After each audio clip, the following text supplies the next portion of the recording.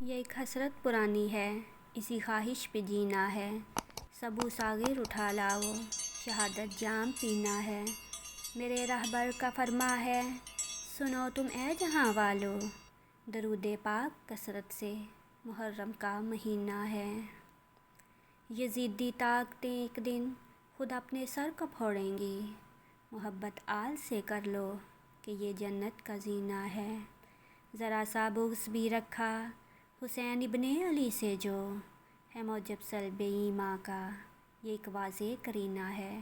السلام علیکم، کیسے ہیں آپ سب لوگ؟ آج کی ویڈیو بہت خاص ہونے والی ہے کیونکہ آج ہم بات کریں گے محرم الحرام کے مہینے کے حوالے سے۔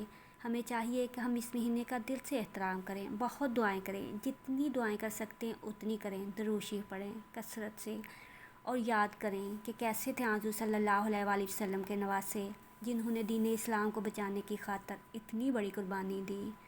واقعہ کربلا کو یاد کریں، اس درد کو محسوس کریں۔ ہمارے ایک بزرگ تھے تو وہ جب بھی محرم کا مہینہ آتا تھا تو سارے بچوں کو اکٹھا کر لیتے تھے، کہتے تھے آؤ بچوں میں آپ لوگوں کو کہانی سناتا ہوں۔ انہیں اپنے پاس بٹھاتے تھے اور پھر لیٹے ہوتے تھے تو ایک دم سے اٹھ کے بیٹھ جاتے تھے، ان کی آنکھوں سے آنسو جاری ہوتے تھے، ان کے چہرے پر شدید کرب ہوتا تھا، اور بچوں کو جب واقعہ کربلا سناتے تو بتاتے تھے کہ کیسے یزید نے حضور صلی اللہ علیہ وسلم کے پیارے نواسے کے ساتھ ظلم کیا تھا۔ ہمیں بھی چاہیے ہم اس دن کو یاد کریں۔